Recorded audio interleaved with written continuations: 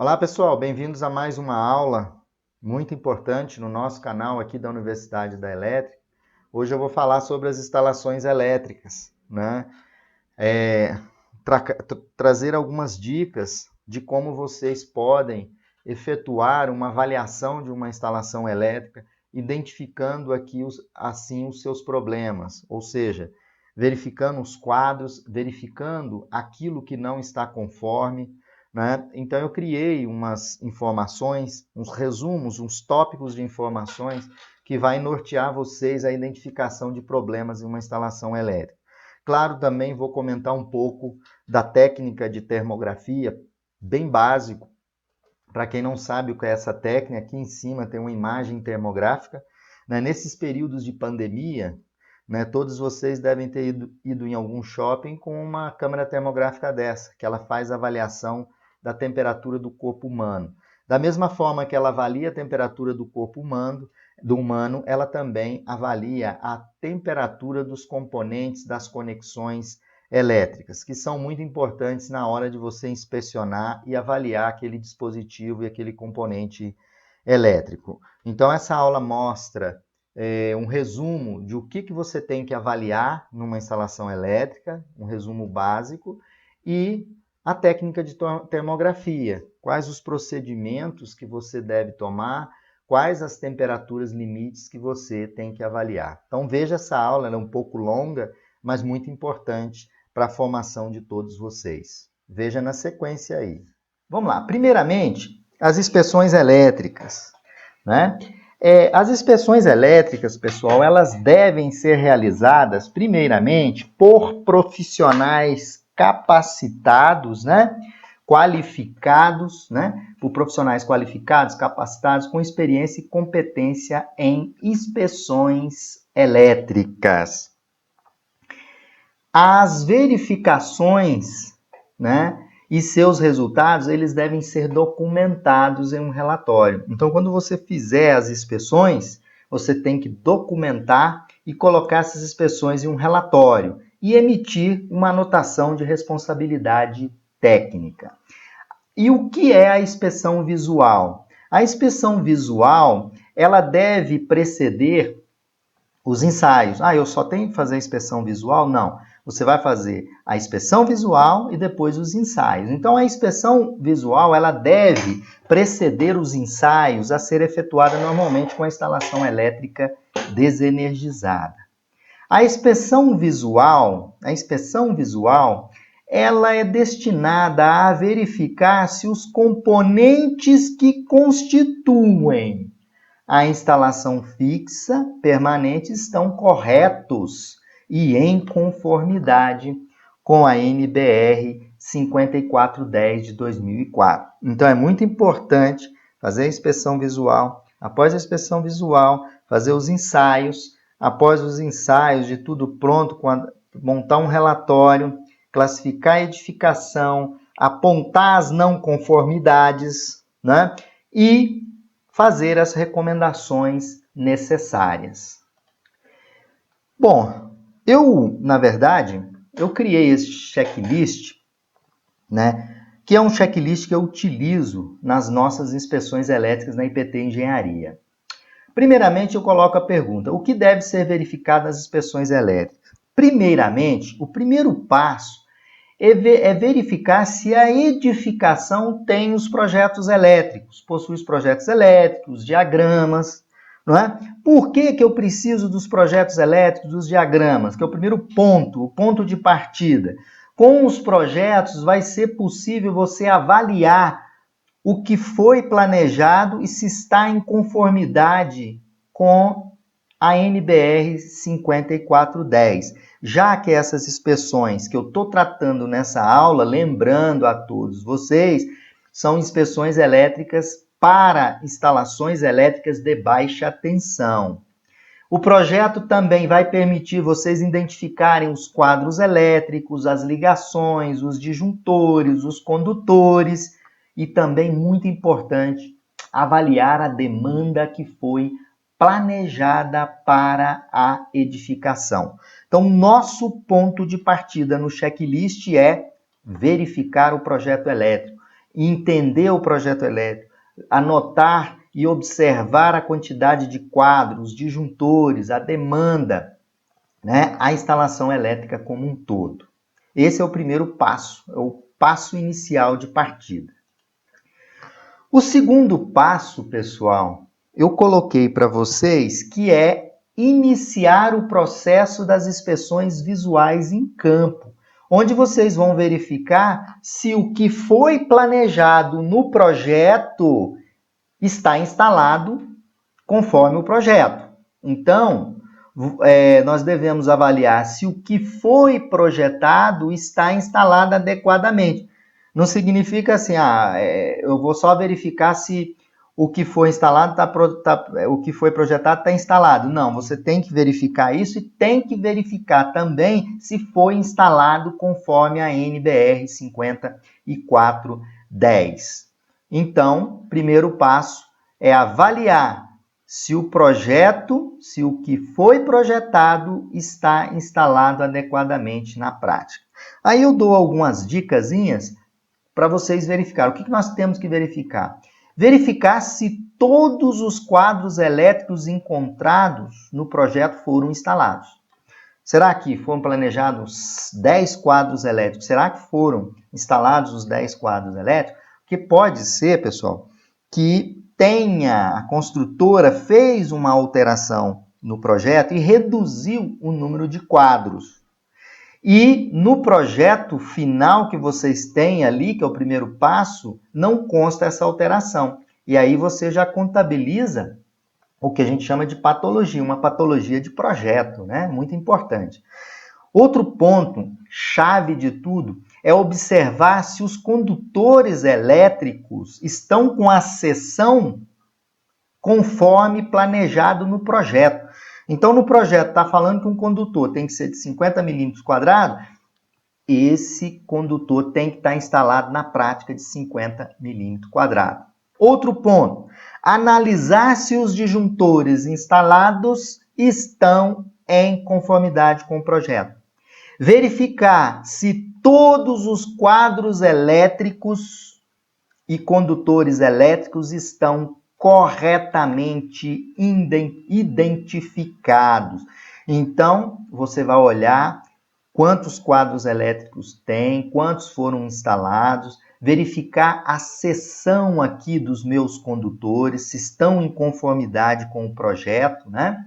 E depois disso tudo, vocês vão verificar a acessibilidade dos quadros elétricos. Não podem estar obstruído. Aqui está errado, tá? É estar obstruído.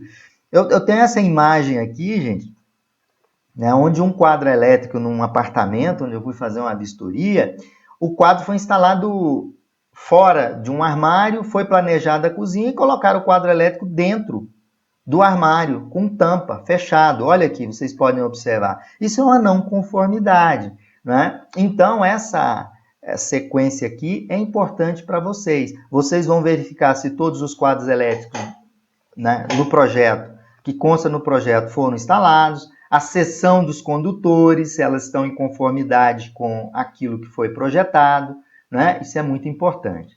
Ainda, continuando no segundo passo,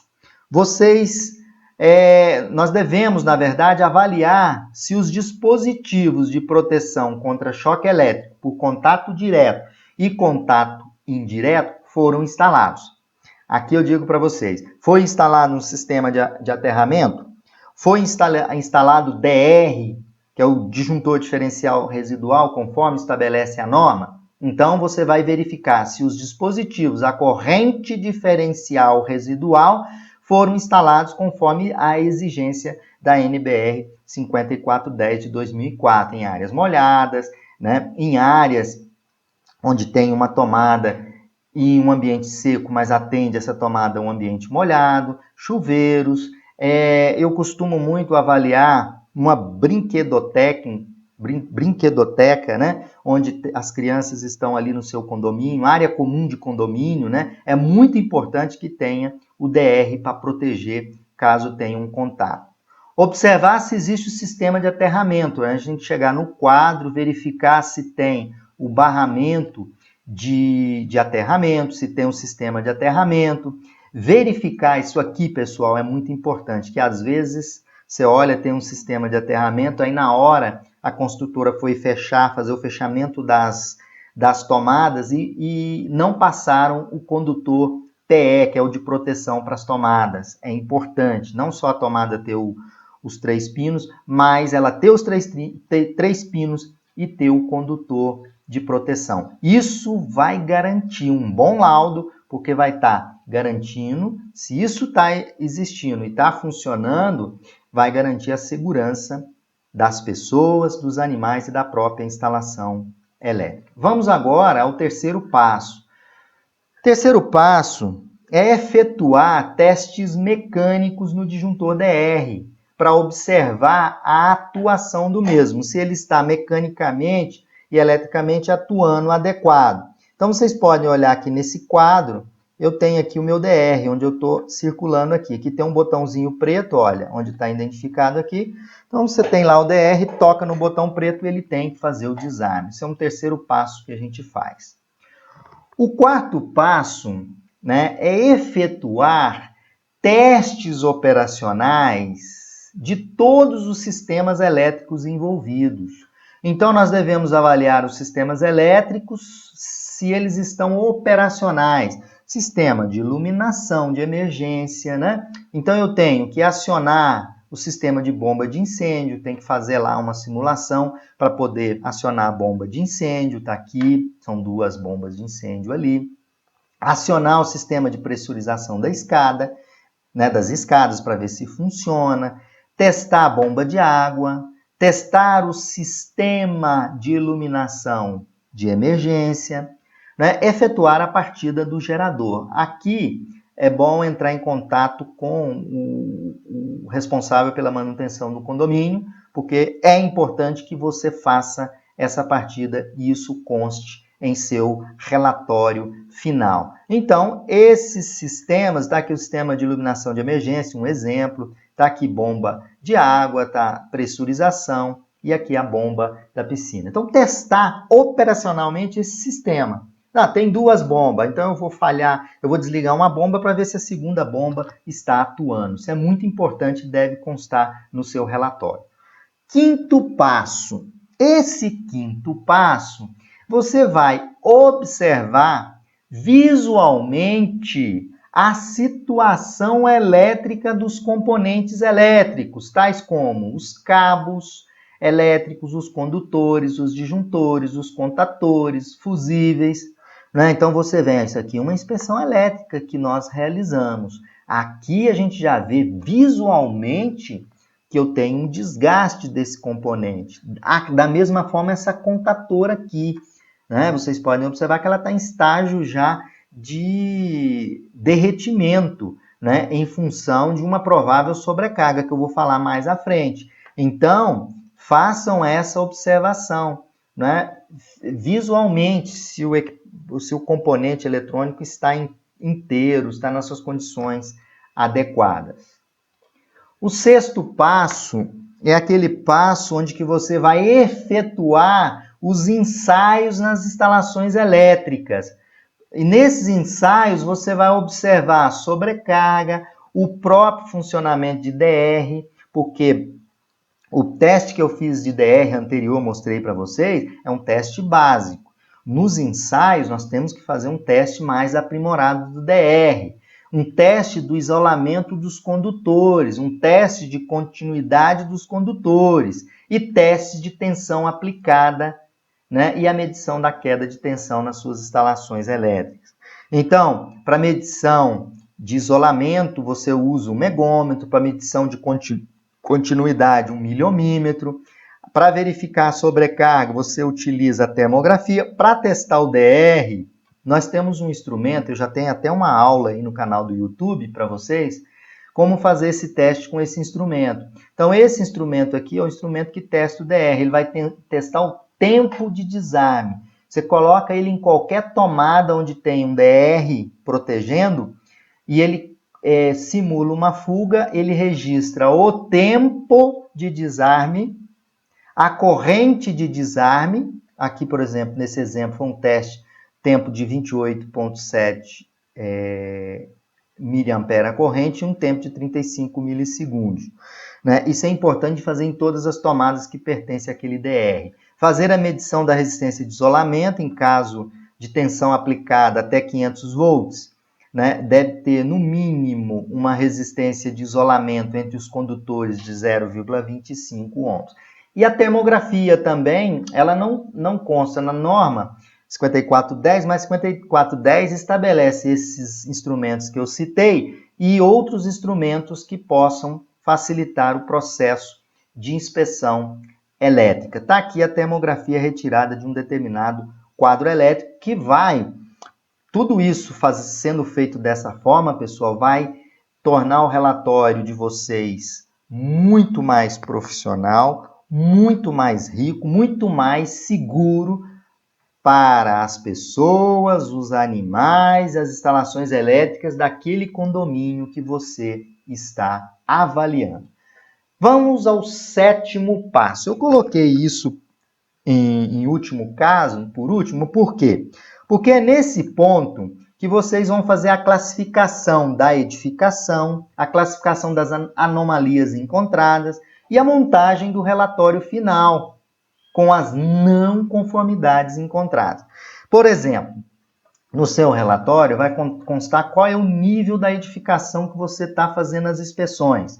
Nível 1 são para edificações mais simples, né, com baixa complexidade. Por exemplo, casas, galpões, edifícios até 3 pavimentos. Isso a gente classifica lá. Né? Na hora de montar o relatório, eu vou classificar como nível 1, por exemplo, se eu estiver fazendo uma inspeção em uma casa ou se eu estiver fazendo uma inspeção em edifício até 3 pavimentos.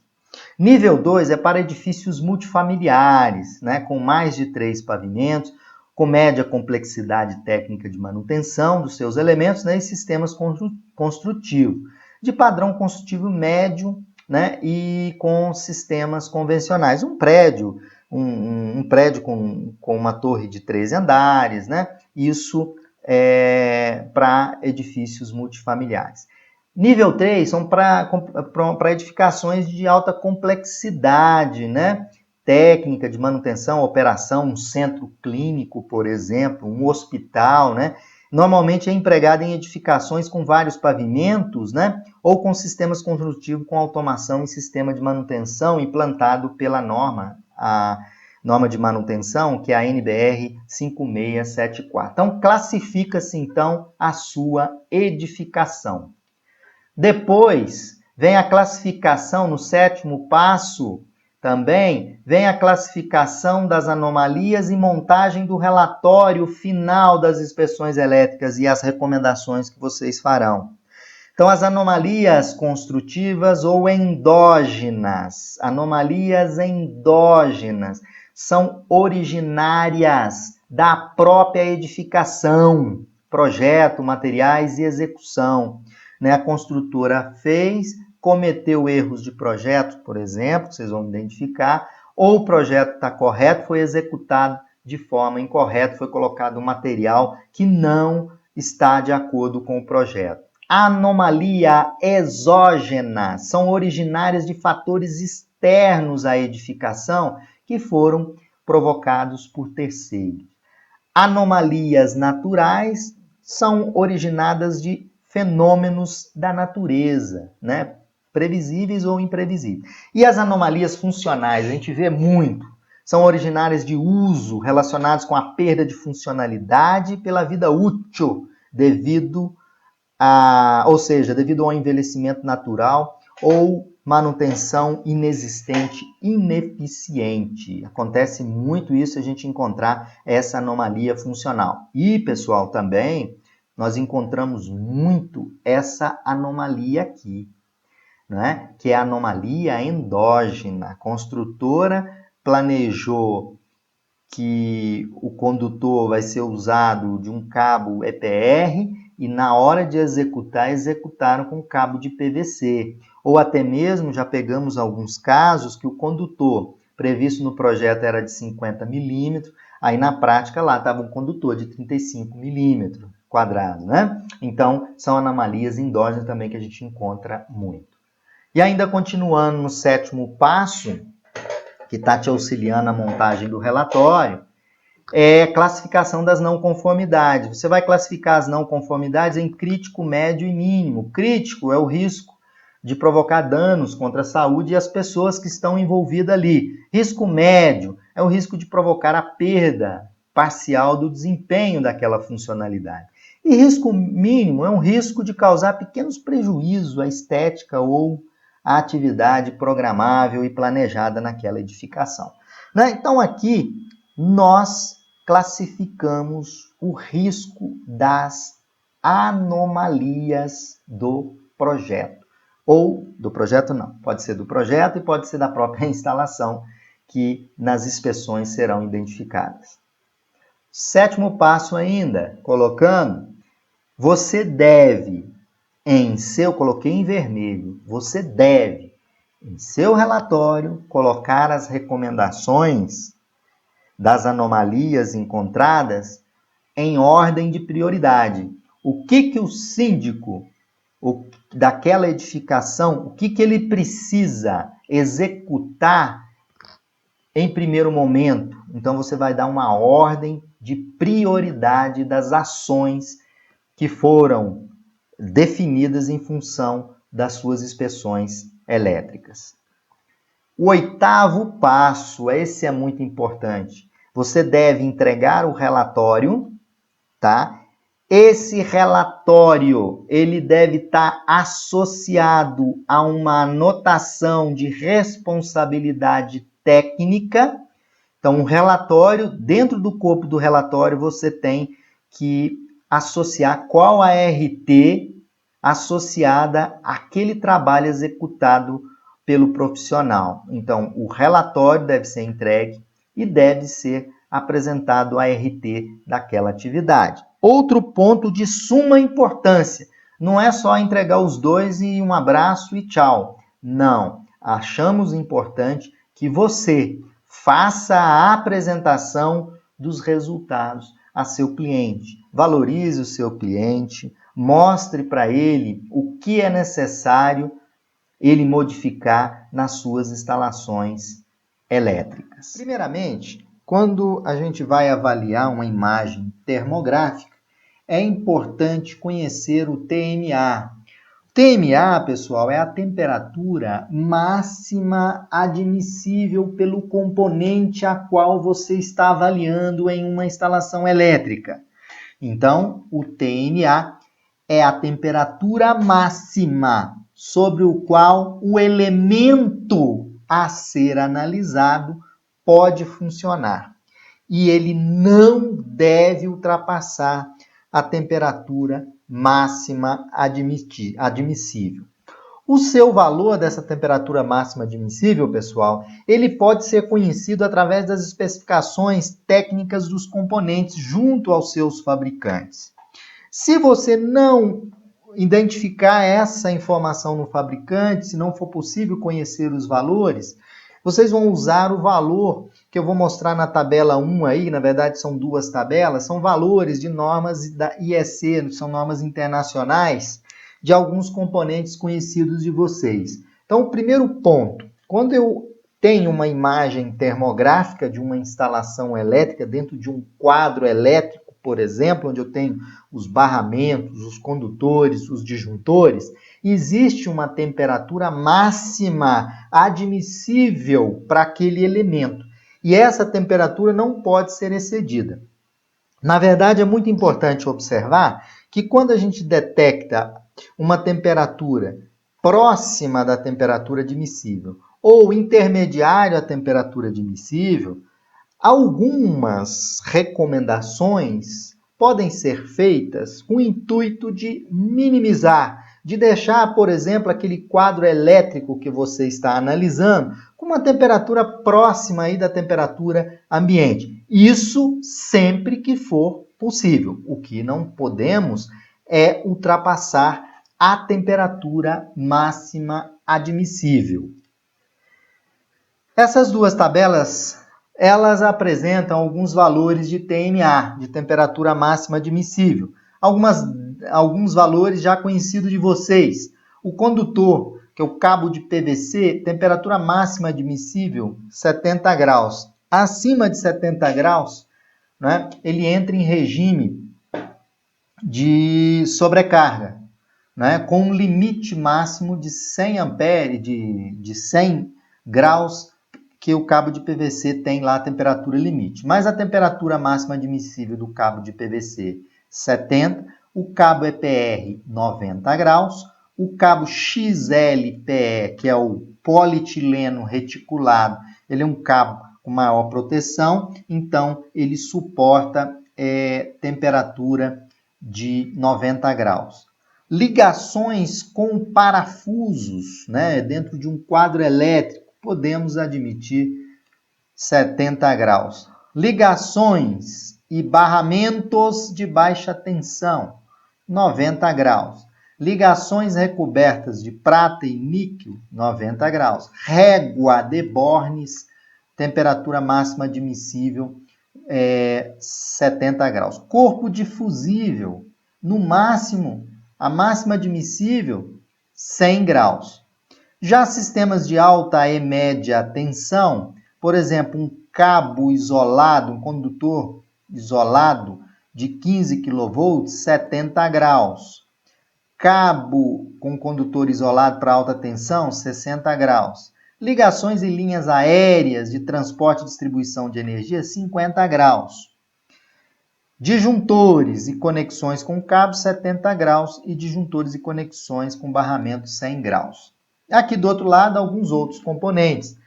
Transformadores a óleo, o ponto mais quente, que é no núcleo desse transformador, temperatura máxima admissível, 80 graus. Transformadores a óleo, né, no corpo dele, 65 graus. Aí vem os transformadores a seco, aí vem a classe de isolação 105, 130, 155 e 180, suas respectivas temperatura máxima admissível, variando de 65 a 140 graus. Então, isso orienta vocês, mas nada impede de fazer uma consulta.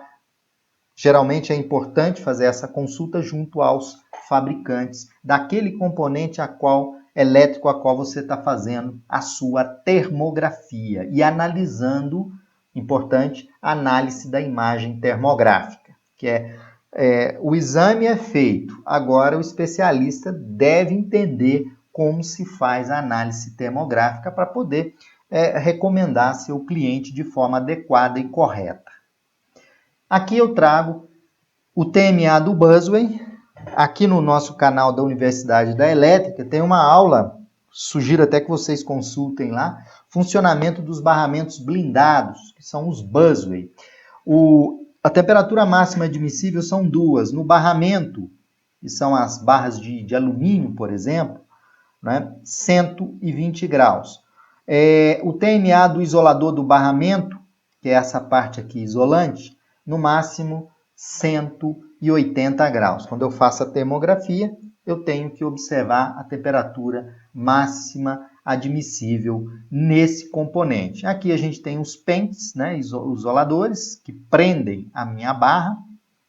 Para quem conhece o Busway, quem não conhece o Busway, acesse o canal do YouTube aí, vai lá, digite lá Busway, que você vai identificar a aula onde eu trago as informações e os componentes do Busway.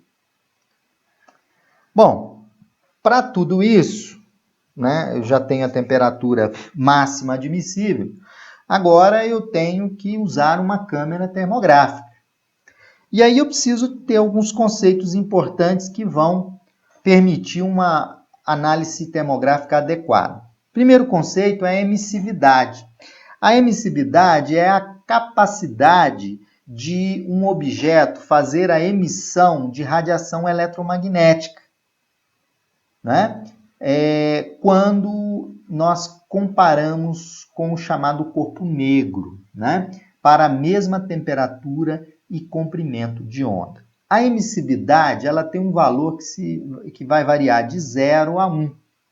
Né? Nos painéis elétricos, a gente coloca uma emissividade em torno de 0,84 a 0,95. Né? Essa é a emissividade. Então, medição da termografia ela é influenciada por esses fatores que estão aqui em amarelo.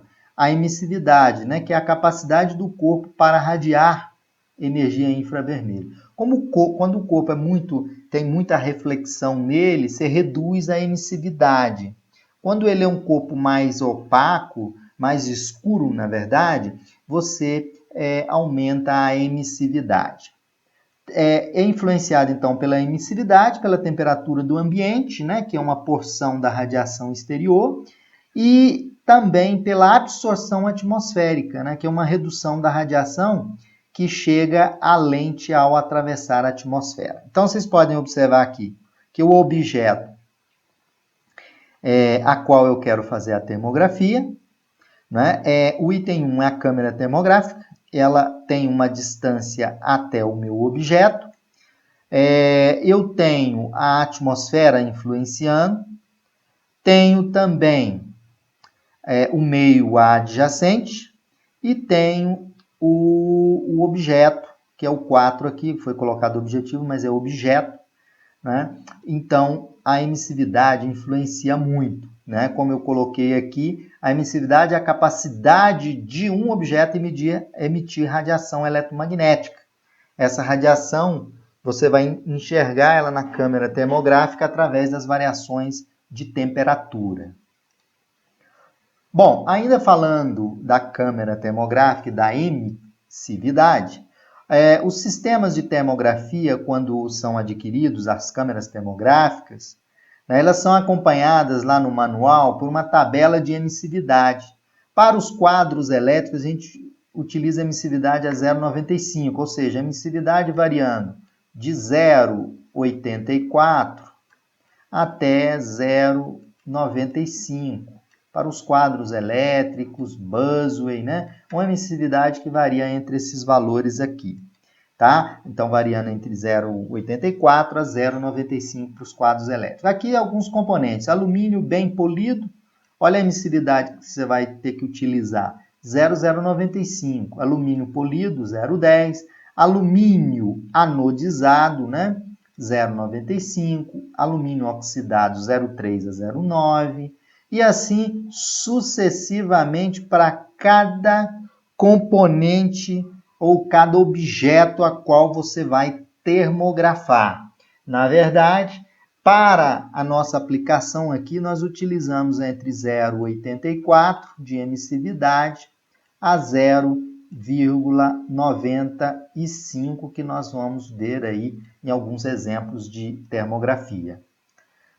Bom, aqui vem continuando a tabela, tijolo de alvenaria, se eu for fazer uma termografia, né, no tijolo de alvenaria, não seria relacionado à parte elétrica, né? Então, aqui eu tenho a madeira de 0,8 a 0,9, o latão oxidado, emissividade de 0,6. Ok, pessoal? Então, é importante colocar a emissividade. Para o nosso caso aqui, entre 0,84 e 0,95 são os quadros elétricos que nós vamos estar fazendo a avaliação. Bom, agora eu já mostrei para vocês a temperatura máxima admissível. Agora, como analisar? Eu tenho a imagem termográfica. Essa imagem termográfica aqui é uma imagem de um busway, que é um barramento blindado que vai transportar a energia. Esse barramento ele tem a janela de inspeção, onde essa janela é aberta para que você possa termografar. Então, a termografia desse ponto aqui, onde aqui nós temos, olha, em vermelho que eu risquei aqui, o pente que prende, que é de um material isolante, tá? Que é aqui. Temperatura máxima dele 180 graus. A temperatura aqui do barramento pode ser 120 graus. Vai ser 120 graus, mostrado como anteriormente. Aí, quando foi feita a imagem termográfica, né, desse barramento, nós observamos que o ponto mais quente apresenta uma temperatura de 30,8. Né? Então, o ponto mais quente aqui, o mais amarelinho aqui, nas cores que foram colocadas na câmera termográfica. Isso utilizando uma emissividade de 0,95, né? A temperatura de reflexão da câmera, ela ajustou 20 graus. Qual o comentário que eu faço dessa imagem termográfica? Essa imagem não tem nenhuma recomendação. Por que não tem nenhuma recomendação? A temperatura está normal, está adequada, né? Não necessita aí de ajuste, de aperto de parafuso, né? Não tem nenhum sintoma de aquecimento. Então é muito importante observar. Ponto mais quente, 30,8. Lembrando que essa barra pode chegar, como eu tinha mostrado, até 120 graus no isolante aqui. Vamos para a segunda imagem termográfica também, ainda de um busway. Então está aqui um busway, a janela de inspeção, onde na termografia realizada, ponto mais quente 44 graus, usamos uma emissividade de 0,95. Qual o comentário que nós podemos colocar? Olha, está normal, a situação é normal, não tem nenhum ponto de aquecimento, nenhum ponto de atenção. Né? A gente às vezes coloca ponto de atenção, quando está muito próximo ali da temperatura máxima admissível, a gente coloca ponto de atenção. Sugere, de repente, né, ajuste, um aperto da conexão, e uma avaliação até a própria medição da corrente que a gente faz no local. Muito importante medir a corrente nas 3 fases ali, ou nas 2 fases, ou numa fase só, dependendo do sistema. Nesse caso aqui também é um exemplo normal. Eu não tinha comentado, aqui tem uma curva de temperatura, onde ele faz uma avaliação interna e externa, faz-se uma varredura no busway aqui, fechado, né, aberto aqui, faz uma varredura do ponto do topo aqui até a base, né? E ele traça o perfil que a gente chama linha térmica, linha de perfil. Né? Vocês podem observar aqui que essa câmera é uma câmera da IPT Engenharia. Inclusive, toda essa aula, o material é cedido pela IPT Engenharia. Acessem lá o www.iptengenharia.com. Né? A termografia foi cedida pela empresa IPT Engenharia. Outra observação aqui, o perfil de temperatura normal, então não tem problema de elétrico que possa ser visto e observado pela termografia. Outro levantamento termográfico, nós vamos analisar esse aqui. Né? Então, a gente tem aqui um disjuntor com cabo de PVC, com as conexões. Vocês podem observar que esse ponto mais quente, ponto 3 e ponto 2, o ponto 1 está com 44, o ponto 2 com 42, e o ponto mais quente está com 59 graus. Né? Aí, alguém pode questionar, então está tudo normal, né? Está normal. Pessoal, é importante que a temperatura máxima admissível nessa situação seria 70 graus para o cabo, para a conexão também. Então, veja bem, como nós temos aqui uma diferença grande de temperatura, na verdade, são 15 graus entre as outras 2 fases, entre essa fase e essa fase, é observado que essa diferença pode estar sendo ocasionada por um desbalanceamento, por exemplo. Aí, o que vocês fazem? Mede a corrente nas 3 fases. Se você detectar que essa fase aqui, por exemplo, está com uma corrente muito elevada e as demais com a corrente mais baixa, existe uma recomendação a ser feita. Qual é a recomendação? É fazer um balanceamento de carga. Agora, vamos imaginar que é a situação desse exemplo. O balanceamento de carga está bom, né? Diferença de 2, 3 ou até 5 amperes entre cada uma das fases. O que pode estar ocasionando esse aquecimento aqui? Olha, quando você tem uma conexão frouxa, o que vai acontecer? Quando você tem a conexão frouxa, vai existir centelhamento e vai formar em volta aqui, né, depositar aqui uma quantidade de material, né, provocado em função do oxigênio, uma certa oxidação ali em torno do parafuso, e isso vai aumentar a resistência elétrica, né? Isso provoca uma dissipação de energia nesse ponto. Não é? Aí, o que foi feita a análise nessa imagem aqui? Nós fizemos a análise e observamos, né, e colocamos que é importante medir a corrente. Se tiver desbalanceamento, o problema pode ser resolvido fazendo um rebalanceamento, que não foi o caso dessa imagem termográfica. Então, o que foi aqui foi ajuste de parafuso, apertar um pouco mais o parafuso, de tal forma que ao efetuar o ajuste, a temperatura ficou, né, em torno de 42 graus, como encontra as outras fases. Aí sim, não, mas 59 não está próximo do TMA, não foi maior do que o TMA. Tudo bem, pessoal, mas aí vem o critério de avaliação. Você tem que solicitar ajustes de parafuso, apertar o parafuso, se tiver corrente de desbalanceamento, balancear as cargas. É isso que é importante. A imagem em si, ela está dizendo que o ponto está aquecido, mas olha a diferença. Estou com uma diferença de 15 graus, então é importante não atingir a temperatura máxima admissível, mas é possível fazer com que a temperatura seja equivalente às outras fases. Nesse caso, o problema foi aperto, né? Parafuso frouxo, e um aperto foi o suficiente para resolver o problema. Outro exemplo aqui já é um exemplo de um quadro residencial. Esse é um quadro residencial, onde vocês podem observar que nesse ponto aqui, olha, nessa região aqui, onde está mostrado na câmera termográfica, na imagem termográfica, cuja emissividade aqui nós usamos 0,85, vocês podem observar, até porque o corpo aqui é mais escuro, né, e a gente reduz um pouco a emissividade. Vocês podem observar que nesse ponto aqui, ponto mais quente, temperatura 95,8. E esse cabo é um cabo de PVC.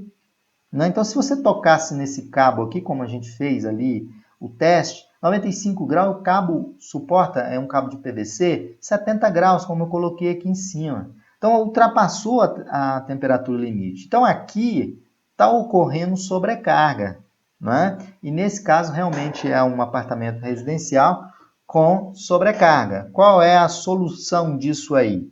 Bom, a solução é, primeiro, está tendo sobrecarga, o condutor estava com uma seção inferior à seção da corrente que passa por ele, então seria fazer uma reforma elétrica. Né?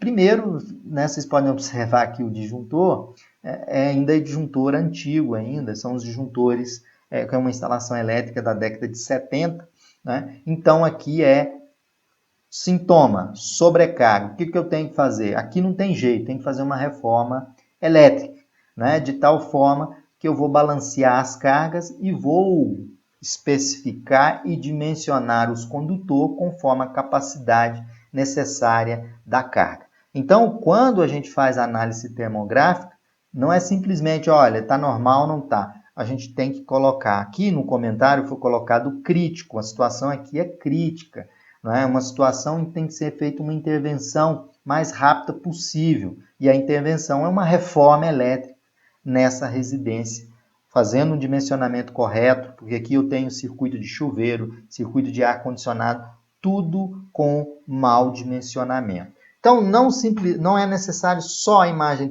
termográfica, é necessário, além da imagem termográfica, uma boa análise que é feita em função da temperatura máxima admissível e também observar se existe diferença muito grande de temperatura entre um ponto e outro ponto. Vocês observaram que na imagem anterior, nessa imagem, não chegou a 70 graus, mas eu tenho uma diferença de 15 graus entre um ponto e o outro ponto.